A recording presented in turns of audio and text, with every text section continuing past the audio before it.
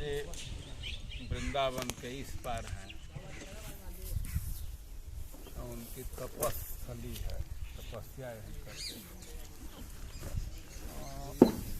माता जी लोगों का स्वभाव है कि खिलाने में ही उनको सुख है, खास करके साधुओं को खिलाना चाहती है। एक दिन वृंदावन से गोपियाँ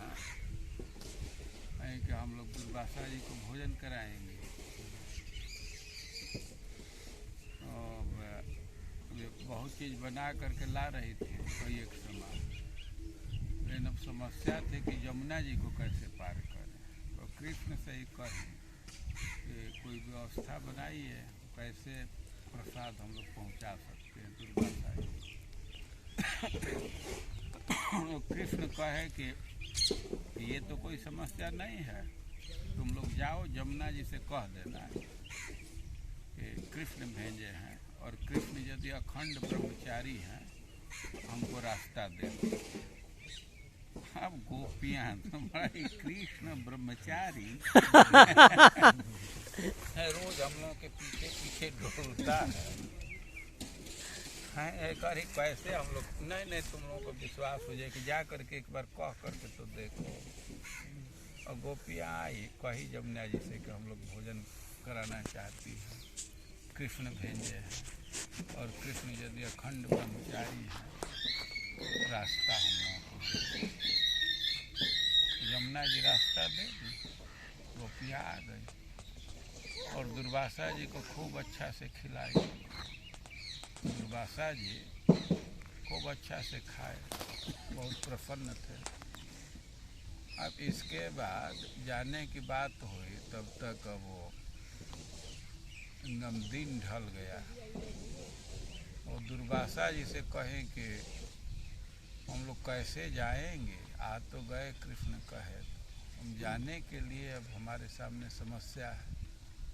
और दुर्वासा जी कहे कि वो कोई समस्या नहीं है, जा करके यमुना जी से कह देना कि दुर्वासा ऋषि केवल यदि दूब खा करके ही रहते हो और कुछ नहीं खाते हो तो हमको रास्ता दे दीजिए। अभी हम लोग खिला रही है, तो कितना कितना चीज खा गए, मुर्गी खाए, हलवा खाए, और ये कह रहे हैं फिर भी साधु में श्रद्धा है, उनको तो घर जाना है, साधु को खिला दें, लेकिन उधर भी तो भोजन बनाना होगा, नहीं तो सास डांटेगी। गई, जा करके विश्वास करके कही, रास्ता मिल गया। तो ये योग का प्रभाव है। कुछ सिद्धि है, व्यक्ति का स्तर है कि उस स्तर पर पहुंच करके कोई व्यवहार करते हुए भी उसके फल से प्रभावित नहीं होता। भगवान गीता में कहे हैं कि यस्य नाहं कृते भावम, जिसको अहंकार नहीं है, और एक बात बोले हैं तो तीनों लोग का वध कर दे फिर भी पाप नहीं लगेगा।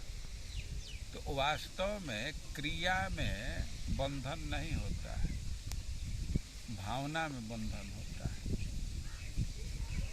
जो हमारे अंदर कर्तापन और भोक्तापन का भावना है, इसके चलते बंधन होता है।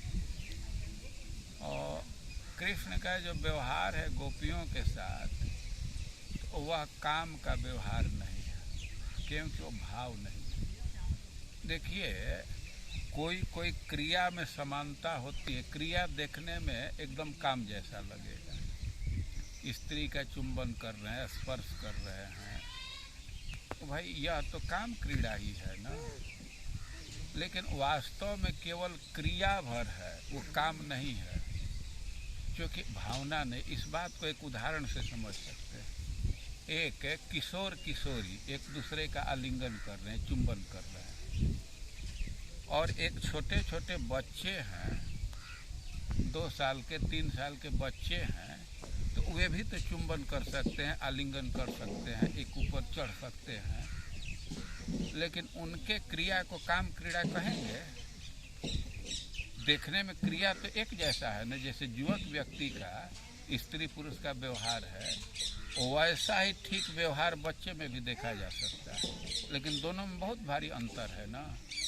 तो उसी तरह भगवान का जो गोपियों के साथ व्यवहार है तो केवल क्रिया वह है, भाव वह नहीं है, इसलिए वह काम नहीं है। बच्चे के उदाहरण से समझ रहे हैं ना। और उसी तरह योगी भी निर्लिप्त रहते हैं। रास क्रीड़ा का जब श्रवण किए परीक्षित महाराज तो प्रश्न कर दिए कि आप्त कामो यदुपति, अरे वे तो धर्म के स्थापना के लिए अवतार लेते हैं, उनको कोई कामना नहीं है, धर्म के उपदेष्टा हैं, उसका आचरण करते हैं, और वे कैसे जुगुप्सित आचरण किए, क्या पर दारा भी मर्सनम, अपनी पत्नी नहीं दूसरे के स्त्री का आलिंगन किए, कि ये तो बहुत निंदित कार्य है। ओ परीक्षित महाराज कहे कि ना, जो तेजस्वी पुरुष हैं तो उन पर आचरण का दोष नहीं लगता है। आप कुछ अभक्ष्य चीज खा लीजिए, आप मांस खा लीजिए तो आप तो अपवित्र हो जाएंगे ना, लेकिन अग्नि किसी चीज को भक्षण कर जाए उस पर कोई प्रभाव आएगा? ये जो अति तेजस्वी पुरुष है प्रभावित नहीं रहते। और सुखदेव गोस्वामी कह रहे हैं तुम भगवान की बात कह रहे हो, अरे जो भगवान के शुद्ध भक्त हैं वे भी क्रिया से बंधन बाधित नहीं होते, उन पर भी बंधन नहीं लगता। जो उन्नत भक्त हैं तो देखने में लगता है कि वो भी संसारिक क्रिया कर रहे हैं, लेकिन उन पर बंधन नहीं लगता। तो योगियों का स्तर होता है, दुर्वासा जी का स्तर बहुत उच्च है, और देखने में तो सब भोजन किए लेकिन उससे एकदम वो निर्लिप्त थे। तो यमुना जी मार्ग दे दी। और दुर्वासा जी का लोक में ख्याति है कि बड़ा वे रंज हो जाते हैं, हो भी जाते हैं, और साप उनका तुरंत लागू हो जाता है। साप के विषय में एक घटना से समझ सकते हैं कि एक बार दुर्वासा जी वैकुंठ से भगवान का दर्शन करके आ रहे थे। अब दुर्वासा स्थापित ऋषि हैं, भाई मंदिर में गए तो पुजारी लोग क्या करते हैं, माला पहनाते हैं, चरण तुलसी देते हैं, यही सत्कार करते हैं।